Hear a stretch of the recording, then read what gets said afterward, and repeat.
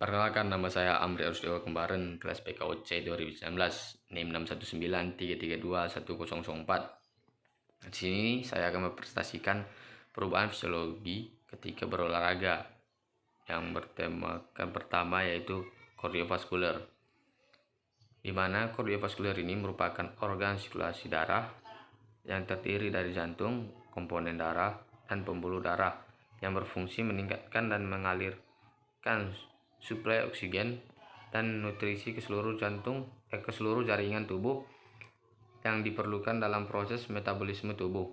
Sistem kardiovaskuler memerlukan banyak mekanisme yang bervariasi agar fungsi regularisasinya dapat merespon aktivitas tubuh. Salah satunya dapat meningkatkan aktivitas suplai darah agar aktivitas jaringan dapat terpenuhi. Yang pertama adalah jantung. Jantung adalah sebuah rongga organ otot yang memompa darah ke pembuluh darah dengan berirama yang berulang. Jantung merupakan sebuah organ yang terdiri dari otot. Otot jantung merupakan jaringan istimewa karena jika dilihat dari bentuk dan susunannya sama dengan otot serat lintang, tetapi cara kerjanya merupai otot polos yang yaitu di luar kemauan. Jantung adalah monitor dari sistem peredaran darah. Jantung berfungsi mengedarkan darah ke seluruh tubuh, membawa oksigen dan zat gizi ke seluruh jaringan tubuh, dan mengangkut semua zat buangan untuk dikeluarkan dari tubuh. Jantung merupakan organ berongga dan berotot yang memompa semua darah sekitar 4-5 liter ke seluruh tubuh sekitar 1 putaran per menit. Darah mengalir melalui jaringan pembuluh yang mencapai semua bagian tubuh. Arteri membawa darah dari jantung ke pembuluh-pembuluh yang lebih kecil, lalu ke Kepler, dan kemudian terbalik memasuki jaringan vena yang membawa darah kembali ke jantung. Efek akut latihan pada sistem kardiovaskuler yaitu ada perubahan frekuensi denyut jantung, di mana perubahan frekuensi denyut jantung ini merupakan organ vital termasuk kebutuhan darah di seluruh tubuh. Semakin meningkatnya aktivitas fisik, maka kebutuhan darah yang mengandung oksigen akan semakin besar. Kebutuhan ini akan dipenuhi oleh jantung dengan meningkatkan aliran darah.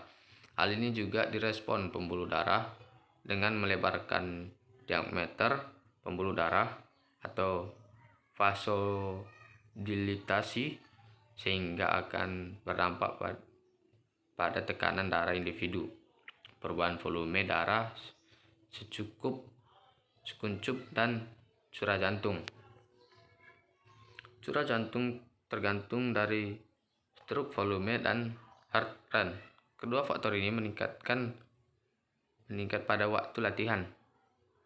Menyangkut vasokonstriksi, pembuluh darah memelihara darah yang tidak aktif. Vasodilatasi dari otot yang aktif yang diakibatkan oleh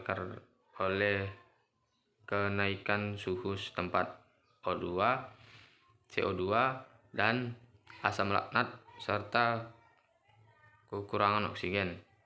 Peningkatan curah jantung atau O2 yang meningkatkan hampir secara linear dengan laju konsumsi O2 otot, terutama akibat peningkatan laju denyut jantung dan juga berpengaruh akibat isi sekuncup walaupun tidak terlalu besar. Lanjut denyut jantung diakselerasi oleh perubahan tonus vagal dan oleh pengangkutan letupan saraf simpatis serta katekolamin dalam sirkulasi. Perubahan tekanan darah. Perubahan tekanan darah ini meningkatkan hormon epinefrin saat latihan, menyebabkan semakin kuatnya kontraksi otot jaringan.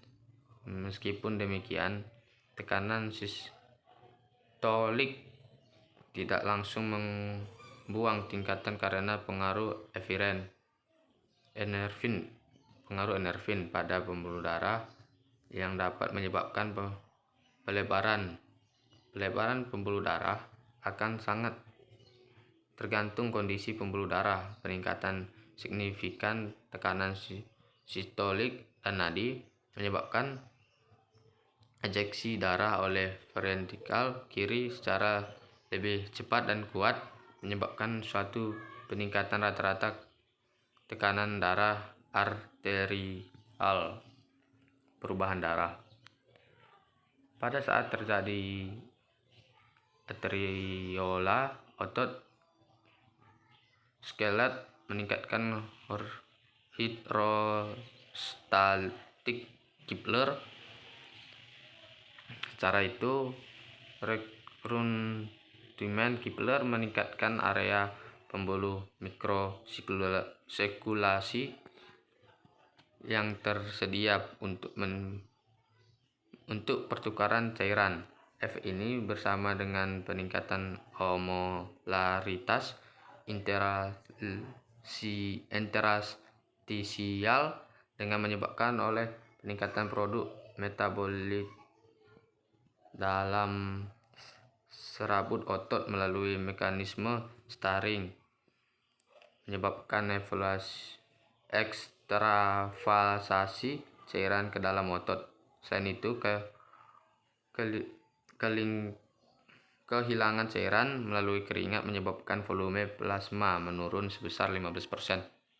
Serta menjalani latihan berat, kehilangan cairan ini menyebabkan kompensasi oleh peningkatan reabsorpsi cairan pada vaskular bed yang mengalami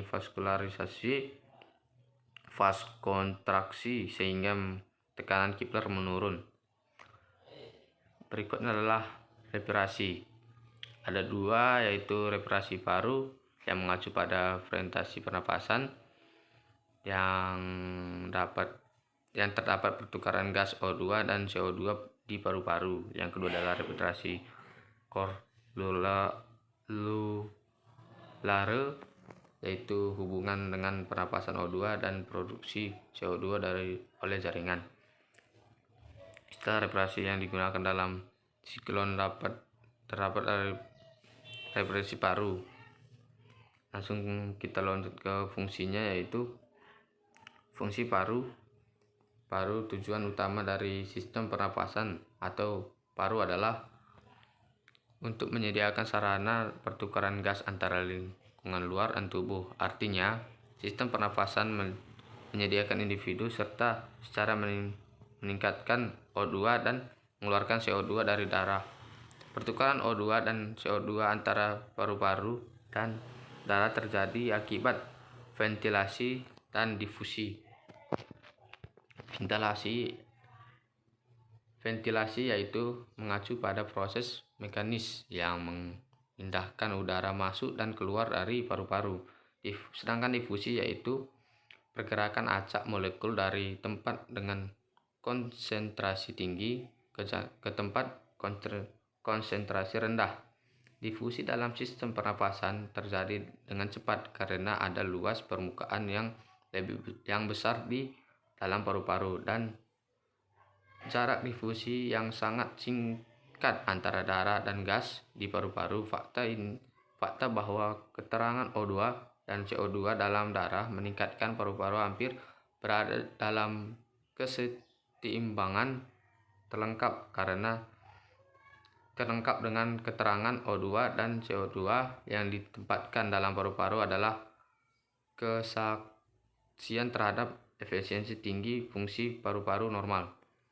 Sedangkan struktur sistem pernapasan manusia terdiri dari sekelompok saluran yang menyaring udara dan memindahkan ke paru-paru, di mana pertukaran gas terjadi dalam kantung udara mikroskopis yang tersebut alveoli. Organ sistem pernapasan termasuk hidung, rongga hidung, valir, laring, trakea, pohon bronkus, dan paru-paru itu sendiri. Proses anatomis paru-paru relatif terdapat otot utama inspirasi yang perlu diperhatikan bahwa paru-paru kanan dan paru-paru kiri tertutup oleh satu set membran yang disebut pleura. Pleura visceral melekat pada permukaan luar paru-paru, sedangkan pleura parietal melapisi dinding toraks dan diafragma. Metabolisme tubuh merupakan proses kimia terdiri dari sel tubuh untuk mengubah makanan dan minuman yang Anda konsumsi menjadi energi. Energi disebabkan oleh tubuh agar sel dan jaringan tubuh tetap sehat, tubuh dan berkembang, serta fungsi berjalan dengan baik. Beberapa fungsi yang dipengaruhi oleh proses metabolisme adalah bernapas, mencerna makanan, mengalirkan darah, memperbaiki dan memperbarui sel, mengendalikan suhu tubuh, memicu konsentrasi otot, mengalirkan limbah melalui urin dan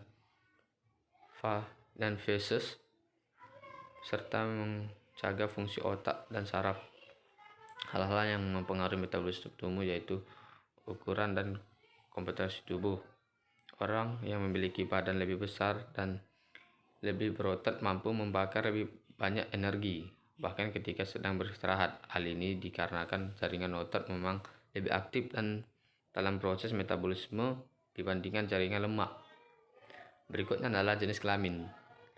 Pada dasarnya tubuh pria biasanya membakar lebih banyak energi daripada wanita. Hal ini dikarenakan pria kerap memiliki lebih banyak jaringan otot dan lebih sedikit lemak tubuh jika dibandingkan wanita.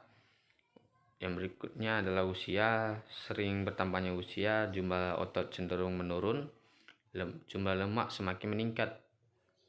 Hal ini dapat memperlambat proses metabolisme atau pembakaran kalori untuk menghasilkan energi. Berikutnya adalah hormon. Hormon berfungsi untuk mengatur metabolisme tubuh adalah hormon tiroid. Oleh karena itu, tergantung pada produksi atau kerja hormon tiroid pada peningkatan atau menurunnya metabolisme tubuh. Sekian presentasi saya. Bila ada kesalahan kata, saya minta maaf. Sekian dan terima kasih.